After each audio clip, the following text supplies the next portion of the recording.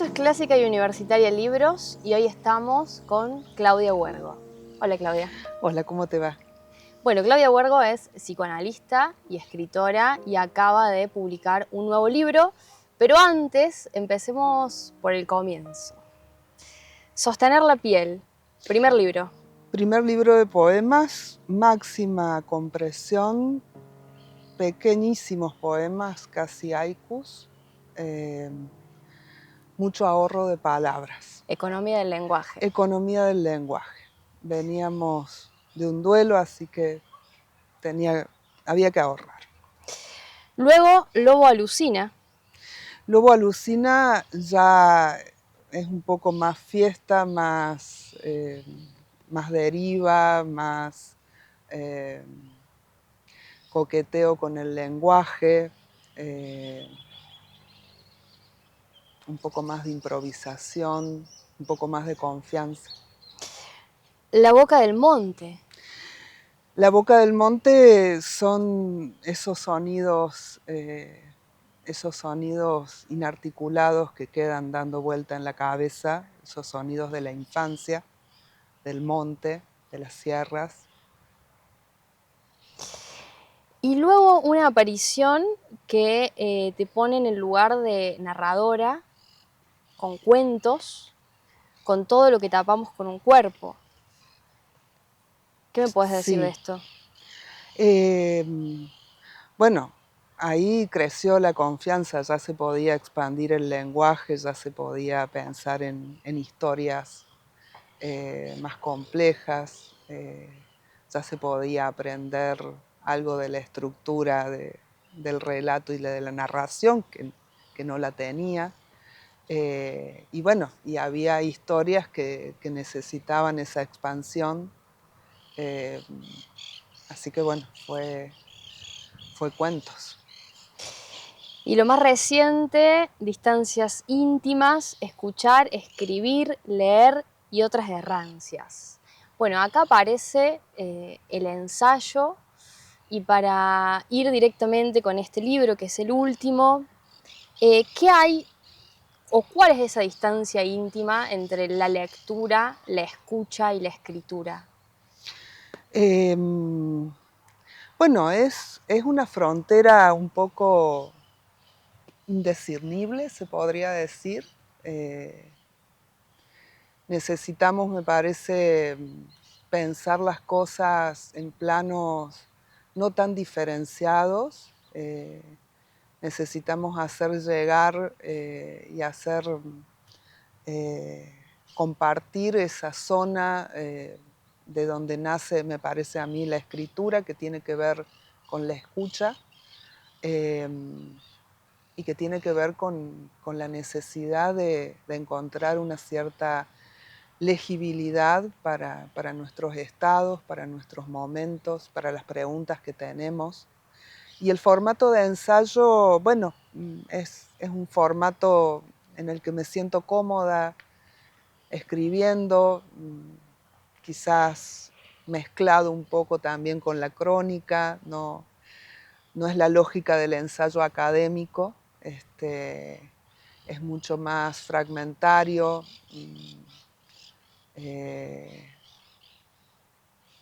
mucho más dudoso, ¿no? Recién mencionabas la escucha y pienso, ¿qué escucha Claudia Huergo a la hora de poder, digamos, trabajar con esa materialidad que escuchás?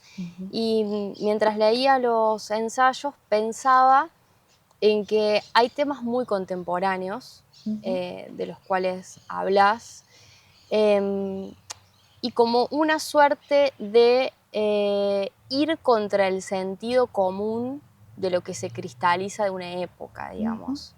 Es como, no sé si lo pensaste de ese modo, ¿no? Pero buscar romper o buscar la fisura en lo que se da por sentado de temas y cuestiones bastante contemporáneas, digamos, ¿no? Como la idea de la presencia, de la ubicación, de ciertos modos de pararse ante el mundo a través de la negativa, en decir que no, que en algún momento, bueno, fueron quizás herramientas herramientas de un tipo de subsistencia, digamos, ¿no?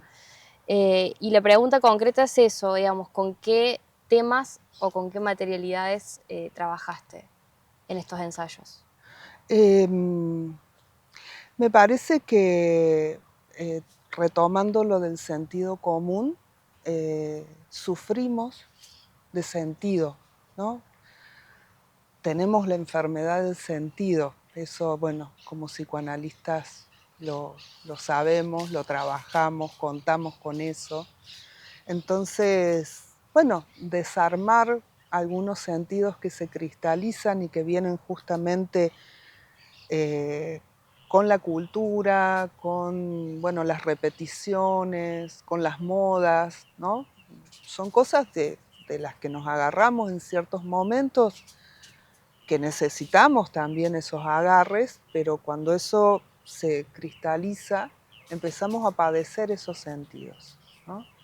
Entonces, bueno, poder armar ahí una zona de más porosidad, de más intercambio, bueno, de poder dudar de algunas cosas que en ciertos momentos se plantean como certezas y que probablemente nos ayudan a cruzar un charco o a llegar en algún momento a una orilla, pero si quedan funcionando indefinidamente, bueno, se vuelven materia de padecimiento, ¿no? Hay uno de los ensayos que habla de las soluciones, ¿no? Entonces, a veces tenemos soluciones para problemas que ya no tenemos, pero como tenemos esas soluciones, Las aplicamos a todo. seguimos aplicándolas indefinidamente, ¿no? Sí. Entonces, bueno, hay temas y materias también, por ejemplo, la cuestión de la angustia, ¿no? Que, como dice Marcelo Persia, es uno de los afectos más anticapitalistas que existen. Y me parece que hay toda una generación que tiene muy poco concernimiento con la angustia, ¿no? Con poder habitar ese afecto, por poder perderse y desorientarse un poco entre las señaléticas actuales que dicen por dónde, dicen todo el tiempo qué es lo saludable, qué no, esto sí, esto no, red flag, ¿no? Como una señalética, bueno, que se vuelve muy entorpecedora. Y restrictiva, Y ¿no? restrictiva bueno, de las habilidades también que hacen falta para evitar la incertidumbre, lo que no liga, ¿no? Lo que no termina de cerrar. En alguno de esos ensayos decías algo que me parece que está interesante para conversar, que es esta idea de el merecimiento, ¿no? Ujú. Y cómo creer que merecemos tal o cual cosa implica un bajísimo umbral eh, de tolerancia ante la angustia Ujú. eh, y una sensibilidad muy exacerbada, Ujú. digamos, ¿no? Ujú. Ujú. Eh, no sé cómo se puede torcer eso. Bueno, yo tomo en un momento ahí esto de que, bueno, hay todo un relato de que tenemos que saber qué queremos y qué deseamos, porque lo más importante, ¿no? Y llegamos a un punto en el que parece que nuestros deseos van a ser órdenes, que van a ordenar el mundo, que van a ordenar las relaciones, y no. Entonces, bueno, ¿qué pasa con ese encuentro, digo, ¿no? Con el límite, con lo que no es cerrado, con lo que no va de suyo, ¿no? Entonces, bueno, toda esa discursividad que se arma, ¿no? En torno a la claridad, al objetivo, al plan de vida, a lo que no puede fallar, a lo que hay que construir linealmente, piedra por piedra. Y bueno, a veces los movimientos en una vida no son así, son mucho más intempestivos, implican desorientaciones y reorientaciones, ¿no? Recular. Recular, esperar, habitar en los lugares donde a veces no pasa nada por un largo rato, ¿no? Entonces, bueno, si esta idea de justicia, ¿no? De que algo nos corresponde, de que eso tiene que llegarnos, no se relativiza un poco, quedamos en posiciones, me parece, muy fundamentalistas, de una radicalidad, ¿no? Que, bueno, que traen otro tipo de sufrimiento también.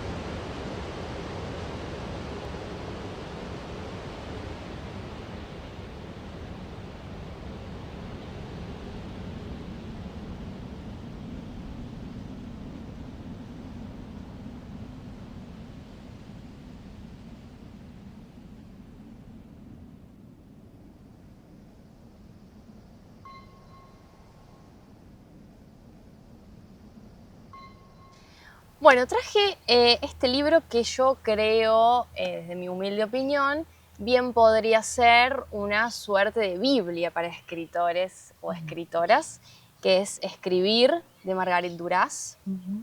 Y voy a compartir un fragmento. No es sencillo lo que intento decir, pero creo que es algo en lo que podemos coincidir camaradas de todo el mundo. Hay una locura de escribir que existe en sí misma, una locura de escribir furiosa, pero no se está loco debido a esa locura de escribir. Al contrario, la escritura es lo desconocido. Antes de escribir no sabemos nada de lo que vamos a escribir y con total lucidez. Es lo desconocido de sí, de su cabeza, de su cuerpo. Escribir no es ni siquiera una reflexión, es una especie de facultad que se posee junto a su persona, paralelamente a ella, de otra persona que aparece y avanza, invisible, dotada de pensamiento, de cólera, y que a veces, por propio quehacer, está en peligro de perder la vida. Si se supiera algo de lo que se va a escribir antes de hacerlo, antes de escribir, nunca se escribiría, no valdría la pena. Escribir es intentar saber qué escribiríamos si escribiésemos, solo lo que sabemos después.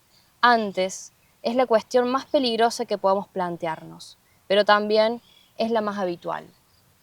La escritura. La escritura llega como el viento, está desnuda, es la tinta, es lo escrito, y pasa como nada pasa en la vida, nada, excepto eso, la vida. ¿Dónde firmo?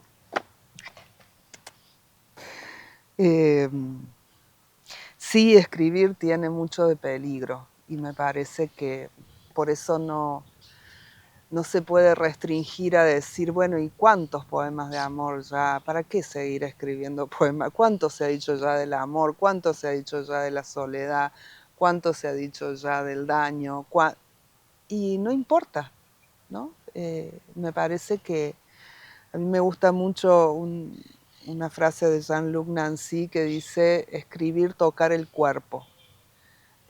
Me parece que la escritura es lo único que produce un cierto alivio en una zona que yo digo, bueno, es como algo que pica y no te podés rascar y solo podés llegar ahí escribiendo, solo podés calmar o aliviar algo de eso a través de la escritura.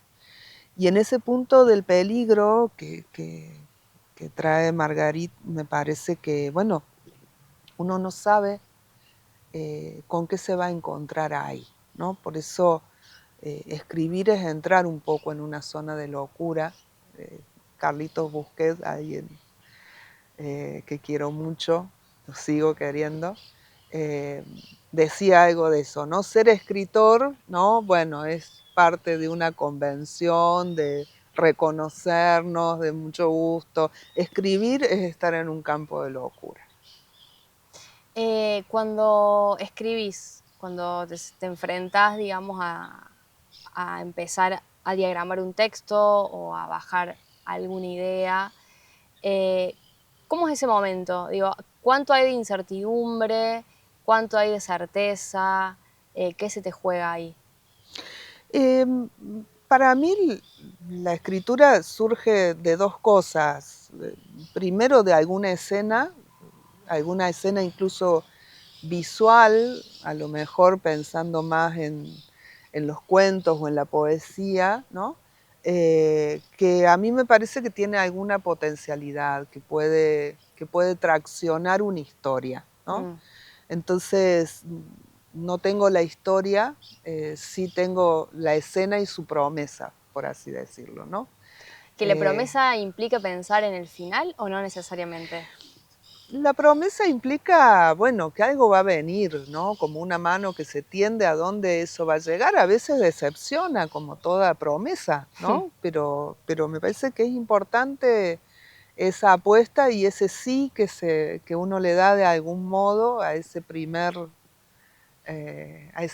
movimiento, ¿no? Como en un juego, como en el ajedrez, no sé, ¿no? Entonces, bueno, ahí hay un puntapié. Mm. Em, ¿Qué hay de adentro hacia afuera, afuera hacia adentro? Digo, ese tipo de movimiento que recién mencionabas como algo más bien lúdico quizás, eh, ¿de dónde ese impulso, digamos, ¿no? Como desde lo más íntimo hacia afuera o desde afuera dejando afectar lo más propio. Bueno, ahí te respondo también con algo que viene más del campo del psicoanálisis, que es la idea de la extimidad, ¿no? Mm, Que, que me parece que borra esa frontera entre lo íntimo, ¿no? O lo propio y lo mm, externo o el afuera, porque, bueno, esas cosas que sentimos tan íntimas empiezan siendo voces, ¿no? Empiezan estando afuera. Entonces, hay algo de ese procesamiento, digo, ¿no? Que implica para mí entrar en un diálogo, ¿no? Y asumir bueno, que siempre estamos colgados del lenguaje en algún sentido, ¿no? Que eso no nos es tan propio como creemos, ¿no? mm, Que eso, bueno, nos hace, nos deshace, nos mueve. Entonces, bueno, yo diría que el inicio tiene que ver generalmente para mí con una inquietud o con algo que me angustia. mm, Eh, no me imagino yendo a escribir como parte de bueno, a ver qué escribo hoy sentándome, ¿no? Es algún ruido, un enjambre, si se quiere, ¿no? Como algo que no logras localizar de dónde viene, ¿no? Y prestar la oreja ahí implica, bueno, empezar a hacer audible otras cosas y entonces ahí, bueno, ya sí, decís, acá hay algo, ¿no? mm. Pero ese primer momento de canal, si se quiere, ¿no? Para mí tiene más que ver con la inquietud, con algo indeterminado, con la angustia incluso. Mm. Hay algo también que en tu último libro aparece, digamos que es una zona de escritura que tiene que ver con el mundo más bien onírico, ese Mm, umbral, mm, digamos, esa mm, vigilia. Bueno, ¿cómo fuiste ahí desculando mm, esa zona para poder hacer algo con eso? mm. Eh, mm, Me parece que en un momento de tanto aturdimiento, como es el momento presente, ¿no? Mm, De tanto aturdimiento, de tanta vociferación, ¿no? A veces la escena de los sueños, bueno, nos plantea como otro escenario, ¿no? Donde las imágenes tienen otras pregnancias, donde las transformaciones, ¿viste? En los sueños, algo que... Entonces, me parece que en este momento para mí la cuestión de los sueños, bueno, contiene también, digo, ¿no? Una oportunidad, como decir, bueno, volver a algún tipo de lugar que no sea ese páramo que nos están dejando, ¿no? En esta desertificación de la lengua, ¿no? A través del insulto, a través de la vociferación, a través de la argumentación que no tiene ni pies ni cabeza, digo, ¿no? De la imposición, de la fuerza, ¿no? Entonces, me parece que bueno, a veces es como esas napas, ¿no? Donde todavía hay algo de humedad y arriba está seco, y decís, pero bueno, acá hubo un río. Entonces, bueno, me parece que en relación a los sueños hay algo, bueno, si se quiere, de promesa, retomando ¿no? Lo que decíamos un poco antes. Eh, y en ese punto me parece que también de los sueños que yo traigo ahí al menos, tienen que ver con la elaboración del terror y del máximo desamparo al que nos están empujando, Mm. nos están exponiendo, ¿no? Sí, sí, entiendo que ahí se decodifica algo también Ujú. y que tampoco es que son un terreno de remanso, digo, ¿no? Ahí se sigue trabajando y, digo, incluso siguen siendo un lugar donde se elaboran sentidos, ¿no? Sí, claro, sí, sí, sí. Eh, a veces es muy molesto, ¿no? Es como esa pestaña mal cerrada que quedó, uno decide qué está sonando ahí atrás, ¿no? Y es eso, Alerta de virus. alerta de virus, ¿no? Entonces, bueno, me parece que es una parasitación que, con la que necesitamos a veces algo que nos ayude, ¿no? A ser un separador, digo, ¿no? Que se vea interrumpido el dormir, el descanso, puede ser muy perturbador, ¿no? Bueno, Freud decía que el sueño era el guardián del dormir, ¿no? Entonces, que el sueño tenía la función de ayudarnos a procesar esas pestañas que seguían abiertas sin despertarnos, Mm. ¿no? Entonces digo, bueno, me parece que es muy difícil estar despierto, ¿no?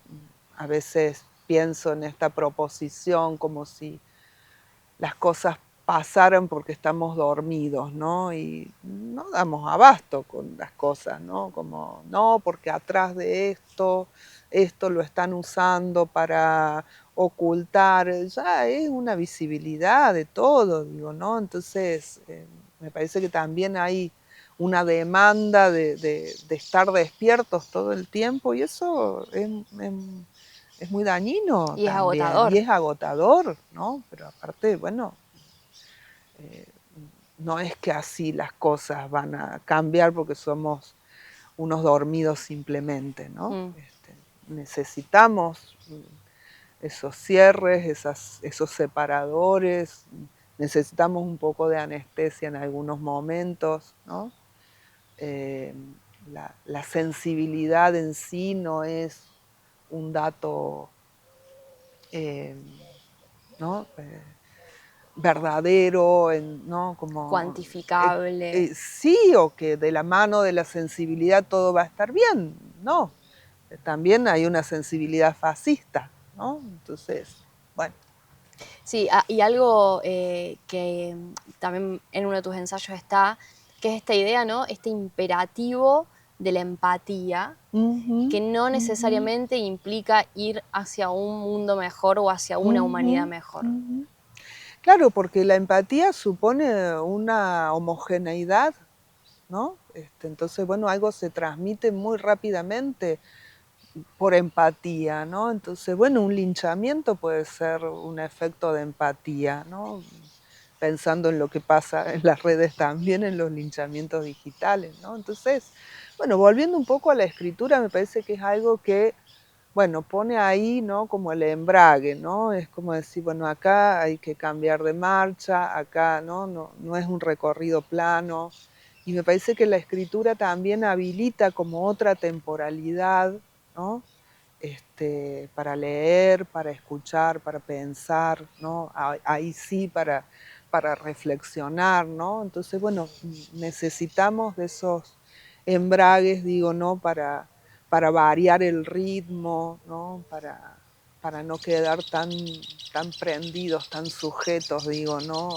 Y esa misma operación que vos estás poniendo en el lugar de la escritura, me parece que bien puede ser trasladable, no linealmente, pero sí en algún punto sustituible por la lectura. Claro, sí, sí, pero bueno, fíjate que está siendo muy difícil leer, o sea, estar conectado a un libro una determinada cantidad de tiempo sin agarrar el teléfono, sin, ¿no? Entonces, bueno, algo está pasando con nuestra atención, ¿no? También hay una disputa tremenda por la atención. Entonces, bueno, ¿cómo empezar a restringir, a no donar eso, digo, ¿no? Pero también aceptar que va a haber transformaciones, ¿no? Y Ujú. que esas transformaciones no sabemos muy bien a dónde nos llevan, ¿no? Pero tampoco podemos abordarlo desde el apocalipsis solamente, ¿no? ¿Qué lenguas habla Claudio Huergo? Bueno, me parece que tengo un gusto por las lenguas que me han hablado, digo, ¿no?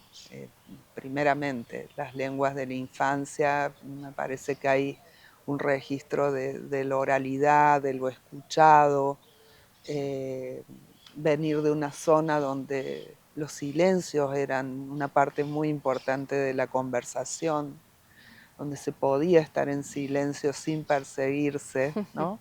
Sin qué estás pensando, a dónde, por qué, ¿no? Como, entonces, Se me figura el silencio de la siesta de un pueblo. exacto, sí, de estar tomando mate a veces en silencio y horas, ¿no? Sin que aparezca necesariamente una conversación que hay que sostener.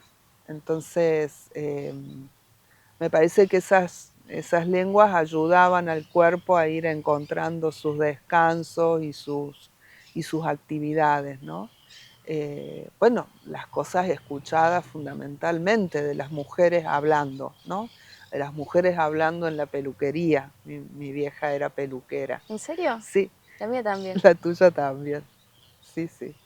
Em, entonces, bueno, me parece que eso trae, bueno, a veces como un río, digo, ¿no? Y también pensando en las crecientes, digo, ¿no? Como eh, esa suciedad, eso barroso, digo, ¿no? Que, bueno, me parece que desde la escritura a mí me interesa pescar eso, ¿no? Me interesa ponerlo a jugar. Me interesa desmontar la idea de la transparencia, ¿no? De que tenemos que ser transparentes, ¿no? De que tenemos que saber de qué estamos hablando todo el tiempo. La relación con la lengua es que, bueno, yo puedo estar hablando y no sé muy bien qué estoy diciendo, ¿no?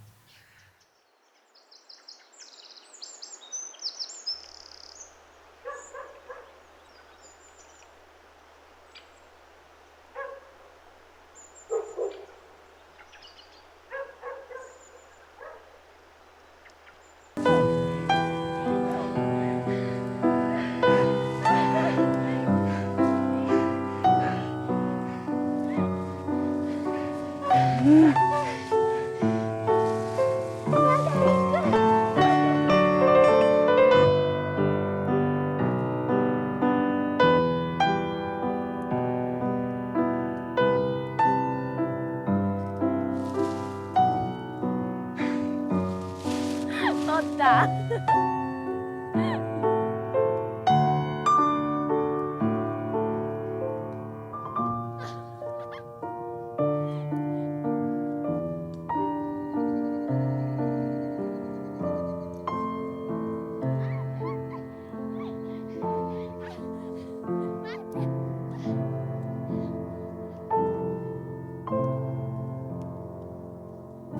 esa lengua que traes de la infancia, esa lengua del pueblo, esa lengua de las mujeres también, porque hay como una cosa bastante, sobre todo en tu libro de cuentos, hay una presencia muy fuerte de esa relación, digamos, de las mujeres con el lenguaje, con los secretos. Me parece que ahí hay como no lo quiero plantear en términos dicotómicos, pero esta idea de campo, ciudad, civilización, barbarie, digo, y cómo en algún punto después, bueno, te formaste, fuiste a la universidad, algo de la lengua académica también se juega, entonces pensar cómo dialoga eso en tu escritura y qué es lo que hay ahí. Claro. Bueno, me parece que hay una pelea, digo, ¿no?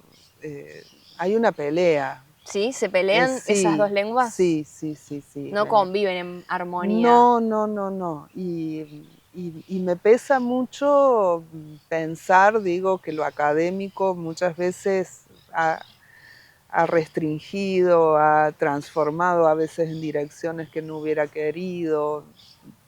No, no aproveché la oferta de mi abuela de aprender a curar el empacho, a curar el mal de ojo, porque, bueno, yo iba a ser una académica, ¿no? Entonces, esa traición es algo que está también en la lengua, y no porque diga que, bueno, podemos ser seres naturales, ni mucho menos, ¿no? Pero me parece que me interesa plantear esa disputa y plantear también ciertos alejamientos del mundo académico, de, de ese conocimiento que es previo y que justamente está en la lengua de las mujeres, una lengua que justamente no llegó a la escritura, ¿no? Sino hasta hace relativamente poco.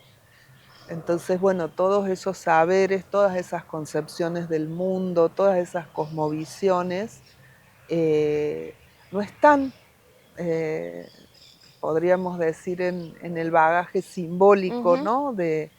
Entonces, bueno, me parece que hacer entrar eso es muy importante. Sí, a mí incluso hasta me resulta conmovedor eso, cuando lo puedo detectar, cuando lo puedo ver en tu escritura, porque me parece también que hay como una suerte de reconciliación, de traer a la superficie ese tipo de saberes que, que tienen mucho para decirnos y que, bueno, han sido como soslayados, digamos, como por un lenguaje mucho más cientificista, mucho más académico. Y cuando lo veo, lo leo, lo detecto, lo leo entre líneas, es conmovedor. Tiene mucho para decirnos, me parece que de la supervivencia, de lo que implicó encontrar estrategias, ¿no? Para sobrevivir en un mundo hostil, digo, ¿no? Y extractivista de esos saberes. Eh, y me parece que tiene mucho de la, si se puede decir así, como de la noción de la buena vida, ¿no? De qué es hacer la vida. Eh, lejos de la idea de los logros, de lo que hay que lograr, ¿no? Hacer la vida como algo mucho más pegado al cuerpo, más lejos de la trascendencia, ¿no? Entonces, bueno, eso está ahí, me parece, ¿no? En esas formas, en esas lenguas, en esas transmisiones, ¿no? Sí, como cuestiones bastante más elementales, ¿no?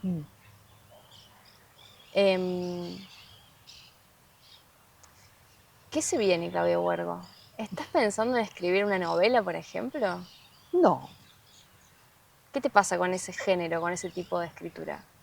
vos sabés que no tengo en realidad no tengo una exigencia hacia qué siguen y qué tengo que hacer, ¿no? Me parece que Esto de los ensayos es algo que todavía tiene mucha cosa que ha quedado ahí eh, impublicable en la academia, digo, ¿no? Entonces, me parece que a lo mejor hay algo que seguir explorando por ahí y en la poesía también, ¿no? Mm. Pero bueno, sí creo que se viene una recopilación de los libros de poesía, de los que ya están, que han quedado sin reimpresiones. Y bueno, y lo que sigue tendrá que ver con lo que me encuentre, con lo que me siga llevando, moviendo, ¿no? Me parece que eso está muy en la lógica de los encuentros, ¿no? Porque si no hubiera venido alguien a decirme, che, pero esto que tenés escrito y que aparece por ahí en publicaciones, en redes, o que, ¿por qué no lo traes? Bueno, no sé si se me hubiera ocurrido hacer un libro de ensayo. Mm. Entonces, para mí esas ocurrencias están muy ligadas a los encuentros. Mm. Entonces, prefiero no tener planes para poder tener más encuentros en eso. Gracias. Gracias a vos.